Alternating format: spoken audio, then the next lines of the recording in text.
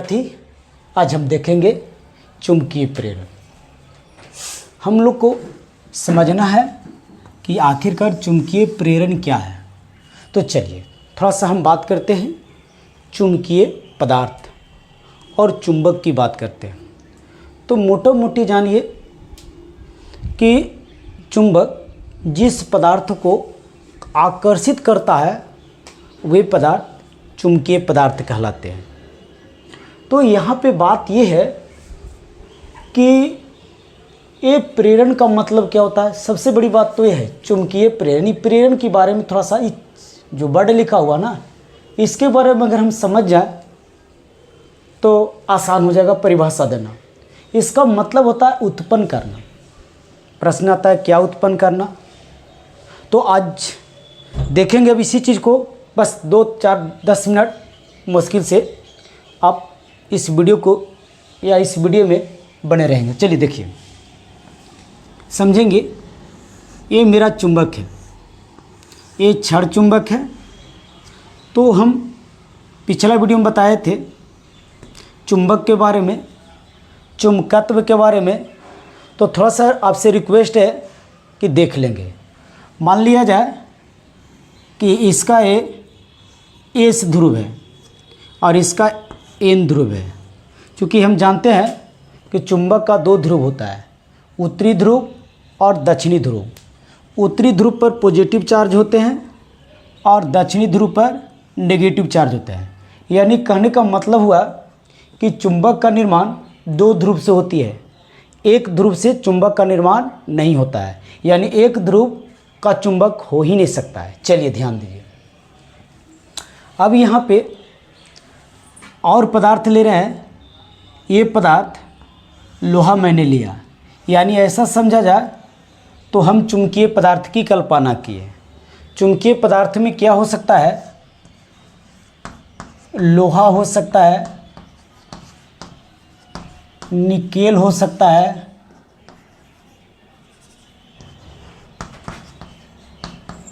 Cobalt हो सकता है और कुछ हो सकता है इस्पात भी हो सकता है। चलिए थोड़ा सा हम समझेंगे कि लोहा ही क्यों होता है, निकेल ही क्यों होता है। कहने का मतलब ऐसा समझिए कि चुंबक लोहा को आकर्षित करता है, निकेल को आकर्षित करता है, कोबाल्ट को आकर्षित करता है, लेकिन सोना, चांदी, तांबा को क्यों नहीं आकर्षित करता है। ये बड़ी बात है कि चुंबक इन 4 पदार्थ को ही खींचता है, बाकी पदार्थ को नहीं खींचता है, यानी आकर्षित नहीं करता। क्यों? चलिए अब देखिए, कहता है कि ये लोहा है और जब हम इस चुंबक के पास लोहा को लाते हैं तो इस चुंबक में लोहा को सटे बिना इसमें ध्रुव का निर्माण होती है ना। यानी कहने का मतलब हुआ कि इसमें एक प्रेरणा उत्पन्न होती है। देख रहे हैं प्रेरण उत्पन्न होता है। अभी क्या बोला, प्रेरण उत्पन्न होता है। प्रेरण उत्पन्न का अर्थ हुआ कि इसमें चुंबकत्व का गुण उत्पन्न हुआ। अब प्रश्न आता है कि चुंबकत्व क्या है। तो मोटा मोटी समझेंगे कि ये जो देख रहे हैं चुंबक का एक गुण होता है, यानी चुंबक के गुण को चुंबकत्व कहते हैं। कैसे? मोटा मोटी समझे कि चुंबक जिस गुण के कारण चुंबकीय पदार्थ को आकर्षित करता है उस गुण को हम क्या कहते हैं, चुंबकत्व कहते हैं। सिंपल बात समझ में आ गया बाबू।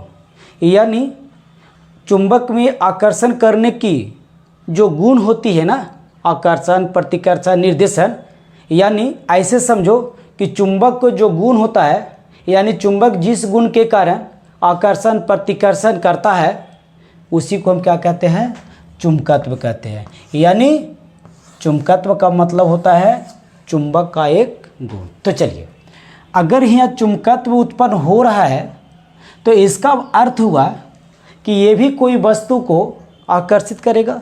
यानी कौन वस्तु को आकर्षित करेगा, तो ये सारी वस्तु की ये भी आकर्षित करेगा। लेकिन ये इसमें एक नियम होती है कि अगर ये से है अगर यस है तो इस लोहा में ये जब ध्रुव का निर्माण, चूँकि चुंबक जब चुंबकत्व का गुण आ जाएगा तो चुंबक का सारा गुण आ जाएगा, यानी इसमें उत्तरी ध्रुव और दक्षिणी ध्रुव होगा, जाहिर सी बात है। क्योंकि जब ये चुंबक है और चुंबक के गुण को चुंबकत्व कहते हैं और ये आकर्षण और प्रतिकर्षण करता तो ये भी कर रहा तो ध्रुव बनेगी ना। तो ध्रुव का जब निर्माण होगा ये सबसे बड़ी बात है। तो क्या होगा, अगर ई एस है तो अपने के पास वाले लोहा का जो ध्रुव होगा वो एन ध्रुव का निर्माण करेगा। ए एस है तो एन ध्रुव का निर्माण करेगा, यानी अपने से विजातीय ध्रुव का निर्माण करेगा। अब जब एन हो गया तो जाहिर सी बात है कि एस होगा, दो ध्रुव होगा ना। अब देखो अभी आकर्षण नहीं हुआ है, ये इसमें आकर्षण नहीं दूर है, लेकिन इसमें चुंबकत्व गुण आ गया। और इसमें चुंबकत्व गुण आने की जो घटना होती है, क्या होता है, घटना होता है। इस घटना को हम क्या कहते हैं, चुंबकीय प्रेरण। मेरे को क्या मिला बेटा, एस है, एन ध्रुव का निर्माण किया और दूसरा जो किनारा हुआ अपने के सेम ध्रुव का निर्माण करता है ना। तो हम इस घटना को, कौन घटना को, एन और एस का निर्माण किया और क्या किया, इसमें चुंबकत्व गुण आ गया। इसी को हम कहते हैं चुंबकीय प्रेरण। परिभाषा कैसे दोगे, मोटा मोटी समझो, किसी चुंबक को नज़दीक किसी चुंबकीय पदार्थ को लाते हैं तो चुंबक को आकर्षित करने के पहले चुंबक को सामने वाला ध्रुव के विपरीत ध्रुव का चुंबकीय पदार्थ में निर्माण होती है। इस घटना को हम चुंबकीय प्रेरण कहते हैं। यानी ऐसा समझिए, एकदम एक लाइन में मोटा मोटी लिखिए, क्या लिख सकते हैं, चुंबकीय पदार्थ में चुंबकीय पदार्थ में, यहाँ से इसे लिख दो, चुंबकीय पदार्थ में चुंबक के प्रभाव से चुंबकत्व उत्पन्न होने की घटना को, है ना, क्या मैं लिखा, चुंबकीय पदार्थ में चुंबकत्व उत्पन्न होने की घटना को क्या कहते हैं, चुंबकीय प्रेरण। तो अब प्रश्न ये आता है कि सर इस जगह पर मैंने लोहा लिया, क्या लिया, लोहा लिया, क्या ऐसे जगह पर हम चांदी लेंगे तो क्या इस चांदी में चुंबकत्व उत्पन्न होगा। प्रश्न आता है कि यदि हाँ तो कैसे, नहीं तो क्यों।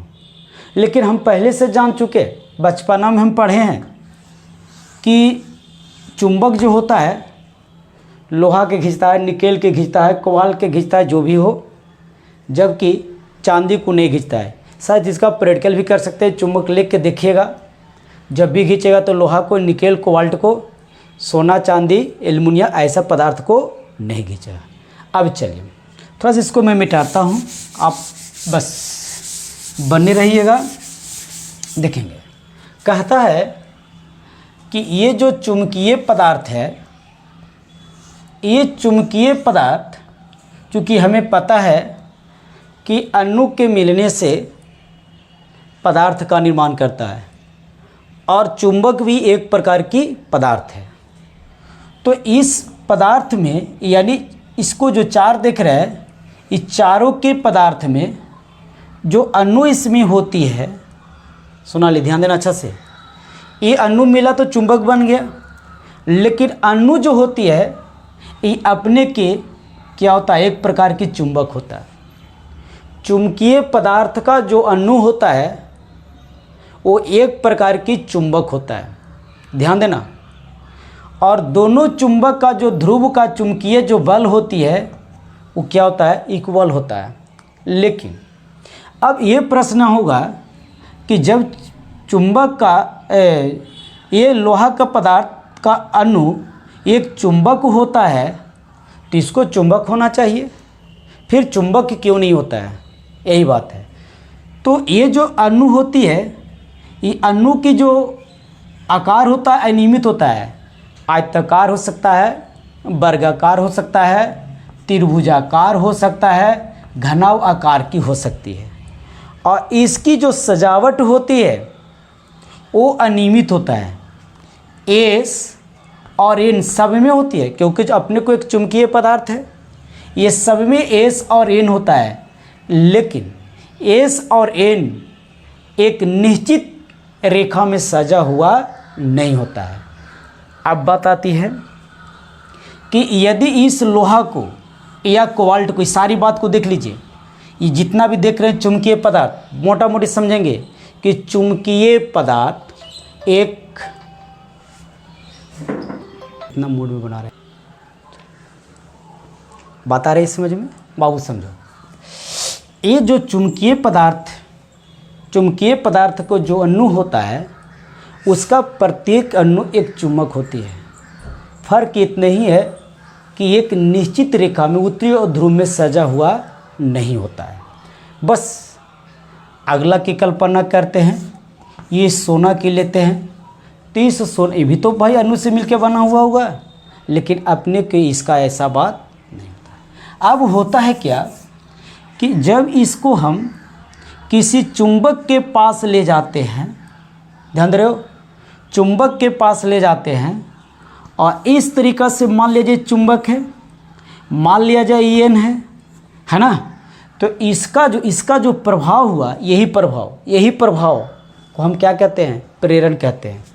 ये जो अपना प्रभाव इस पे दिखाया, ये अपनी बल से ये सब के सब, यानी यहाँ से इसको नीचे में लाता हूँ, ये चुंबक है मान लिया जाए, और इसको मैंने ये ले लिया, और ये चुंबकीय पदार्थ था, तो ये सब ऐसा ही सज गया कि ये ने येस हो गया, ये न हो गया। ये जो त्रिभुज इस तरह से था, ये येस हो गया और ये न हो गया, और इस तरीक़ा से जो वर्ग था, येस हो गया ये न हो गया। तो ये कौन इसका ध्रुव बनेगा, एस। इसका मतलब हुआ कि चुंबक के पास जब चुंबकीय पदार्थ को लाते हैं, तो चुंबक के जो अणु होता है एक निश्चित रेखा में सज जाती है, यानी सारा का एस ध्रुव एक तरफ और सारा का एन ध्रुव एक तरफ। यानी अगर ई एन है तो एस इस आकार में होगा, अगर यहाँ एस होता तो एन वाला होता है। यानी ऐसा देखा जाए तो सामने का जो ध्रुव होता है वो जो जिसके चुंबकीय पदार्थ के जो नज़दीक होती है, ये इसके अपेक्षा विपरीत ध्रुव का क्या करता है, निर्माण करता है, और इसी के कारण एक दूसरे को क्या होता है, आकर्षण होता है। इसीलिए कहा जाता है कि चुंबक को चुंबकीय पदार्थ को आकर्षित करने के पहले, सुना ली, चुंबक को चुंबकीय पदार्थ को आकर्षित करने के पहले प्रेरणा उत्पन्न होता है। यानी जब तक इसकी अणु, चुंबकीय पदार्थ की अणु इस तरीक़ा से नहीं सजेगी, तब तक चुंबक उसे आकर्षित नहीं कर सकता है। यानी ये जो अंदर का बना हुआ चीज़ था, ये चुंबक के पास चला गया तो इस आकार में सज गया। अब यहाँ पे अगला लोहा यानी चुंबकीय पदार्थ का कोई भी सटेगा, ये भी सटेगा, ये भी सटेगा, ये भी चुंबक, ये भी चुंबक, ये भी चुंबक, ये भी चुंबक और ये भी चुंबक। लेकिन जब इस चुंबक को हम हटा लेते हैं तो जैसे ही पहले था वैसे ही ये हो जाता है। यानी कहने का मतलब कि पुनः ये लोहा हो जाता है। अगर यहाँ देखा जाए तो ये चुंबक था, क्योंकि चुंबक की सारी गुणें इस चुंबकीय पदार्थ में आ गई। तो आपको पूर्ण रूप से आसान तरीक़ा से ये पता चला होगा कि चुंबकीय प्रेरण क्या है। पुनः मैं रिपीट करता हूँ, किसी भी चुंबक के पास चुंबकीय पदार्थ को ले जाने में, चुंबकीय पदार्थ में चुंबकत्व उत्पन्न होती है। यानी चुंबकीय पदार्थ में चुंबकत्व उत्पन्न होने की क्या, ये घटना को क्या कहते हैं, चुंबकीय प्रेरण। बेटा याद रखेंगे, फिर याद रखना कि चुंबकीय पदार्थ को आकर्षित होने के पहले चुंबकीय पदार्थ में एक प्रकार की कुछ उत्पन्न होती है, प्रेरणा। यानी प्रेरण का मतलब होता है उत्पन्न करना। क्या चीज उत्पन्न करना? चुंबकत्व। तो चलो बेटा, आज की वीडियो में यहीं तक रोकता हूँ।